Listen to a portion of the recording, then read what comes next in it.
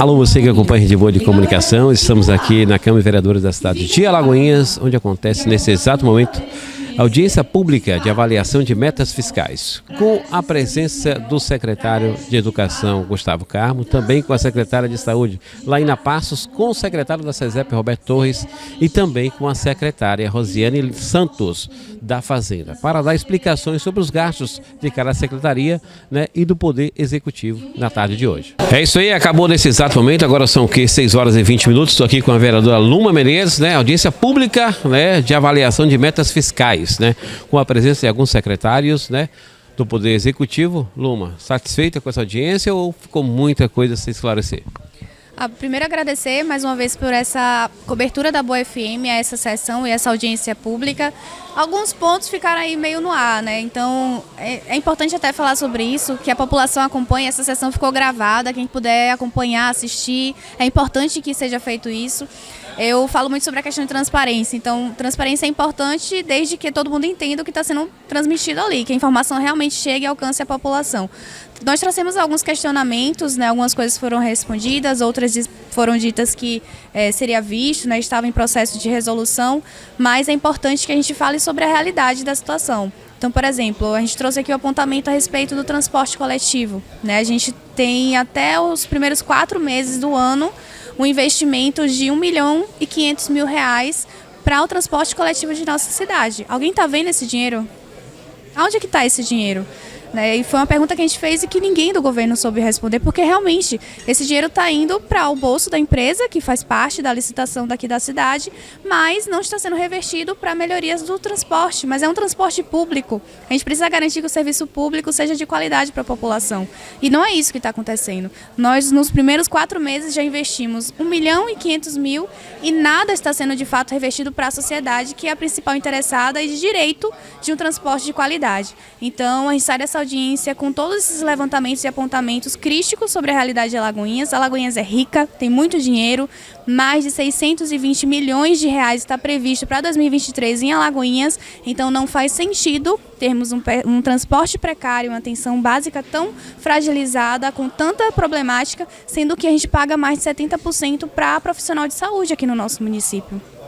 Como nós temos tanto pagamento de profissional de saúde e uma saúde tão desassistida. Então são questionamentos muito importantes e peço que a população acompanhe essas audiências e sessões, porque é de interesse público tudo isso que a gente está fazendo aqui hoje. Também por aqui, Todinha, que foi um dos vereadores que questionou sobre o balanço, né, dos gastos da prefeitura, com os gastos da saúde, na educação, no transporte público.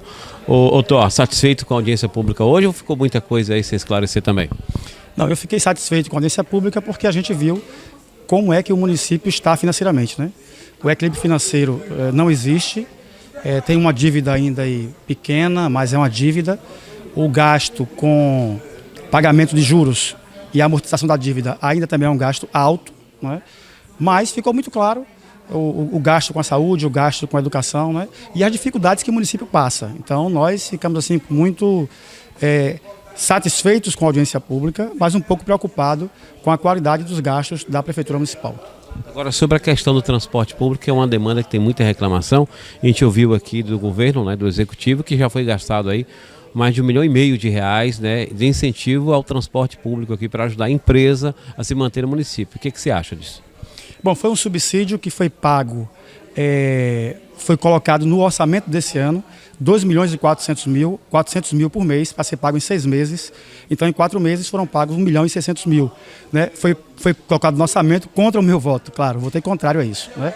O que nos deixa triste é porque o transporte coletivo não tem qualidade, não melhorou em nada. Né? O transporte coletivo não tem acessibilidade, uma pessoa com deficiência não consegue pegar o transporte coletivo. Né? As pessoas que vão trabalhar estão chegando atrasadas no seu trabalho. Então, o transporte não melhorou. Então, somos favoráveis que se coloque recurso no transporte coletivo, mas que dê solução. Né? E é bom que se diga, Messi, que esse recurso, esses R$2.400.000 que foram colocados para 6 meses, é justamente para cobrir a passagem daquelas gratuidades, né? De idosos, pessoas com 60 anos, entendeu? Pessoas com deficiência. Então, foi para isso. E essas pessoas, infelizmente, estão sem transporte no município de Alagoinhas, porque o transporte é em pequena quantidade e de péssima qualidade.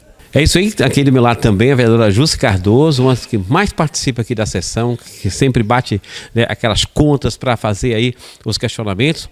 Ela fazendo aqui parte da sessão, né, da audiência pública, né, avaliação de metas fiscais, para saber do gasto do Executivo. Jusce, a pergunta que eu faço para você, satisfeita com esse balanço aqui do secretário de Educação, da secretária de Saúde, da secretária da Fazenda? Foi assim um balanço que, na visão do público que ficou até o final, parece que foi bom, mas na sua visão? Não foi, porque primeiro que nós arrecadamos menos do que nós liquidamos, gastamos mais do que arrecadamos. E aí é bom deixar claro que não é que o nosso orçamento teve decréscimo, pelo contrário, nós estamos avançando no orçamento, mas o município avança nos seus gastos. O problema é com suas despesas. Quais despesas são essas? Como é que o município, em 4 meses, aumenta em 7 milhões com folha de pessoal? Quais são as frentes de trabalho novas? Quais são os equipamentos públicos que foram abertos que justifiquem um acréscimo de 7 milhões de reais? Como é que uma secretaria tem uma folha de mais de 1 milhão de reais somente de estagiário? E aí é importante que se diga que estagiário é necessário, mas é um estudante no exercício de aprendizagem e não para ocupar, por exemplo, vaga de trabalhador concursado que está aí desde 2019, por exemplo, esperando para ser chamado. Então, essas questões nós precisamos discutir. Outra coisa, Messi, que fica muito claro para a gente é quando você olha, a saúde, por exemplo, gasta 71% de tudo que arrecada em folha de pessoal. 15% com outras despesas, luz, telefone, água, e ainda paga 13% de prestador. Ou seja, o que sobra para investir? Nada. Como é que o município traz aqui dados que mostram que nós temos as doenças ligadas ao aparelho respiratório estão em primeiro lugar, naquelas que mais adoecem e que matam no nosso município. Em segundo lugar, vem as neoplasias, e aí vem os cânceres, principalmente o câncer de intestino, de colo do útero e também o câncer de mama.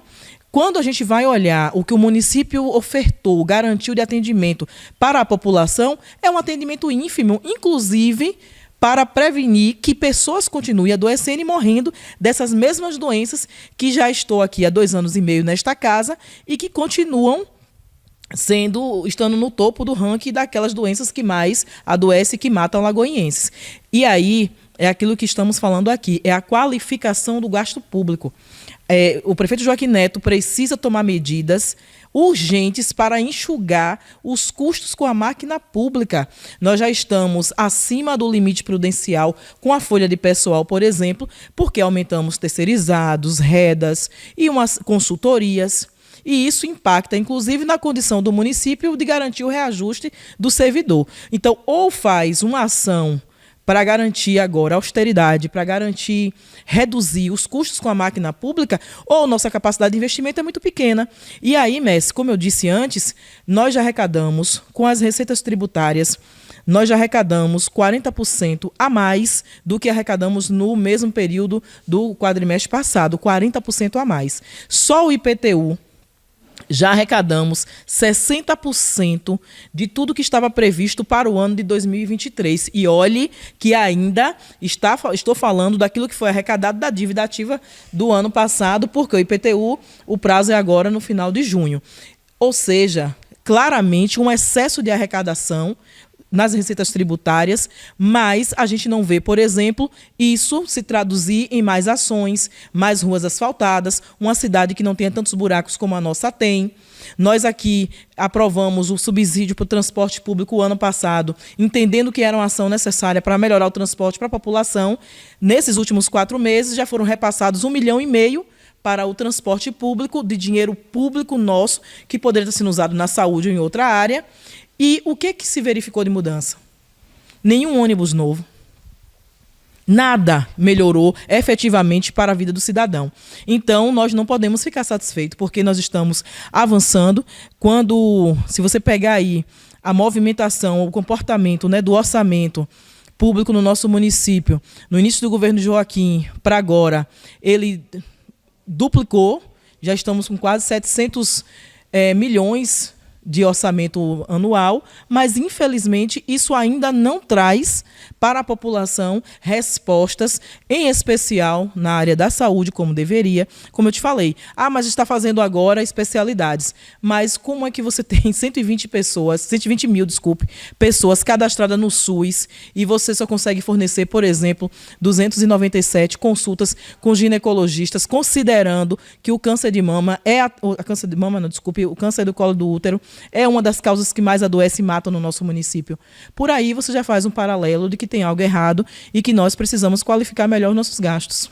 Também aqui do meu lado, o presidente da casa, Cleto da Banana, que participou bastante, estava aqui presente toda a sessão.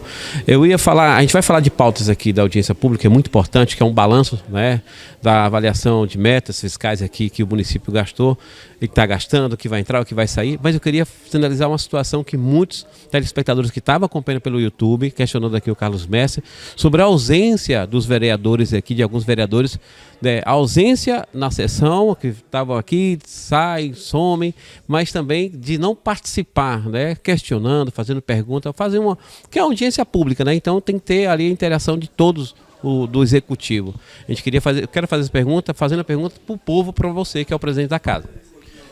Primeiro, mestre, dizer da alegria de poder falar com a população através deste canal de informação, e nós temos cumprido o nosso papel, que é conduzir a sessão, mediar, né, e conduzimos e mediamos esta audiência pública, e cada vereador, cada vereadora sabe do seu fazer, da sua função, do seu papel, enquanto escolhido pela população para aqui estar.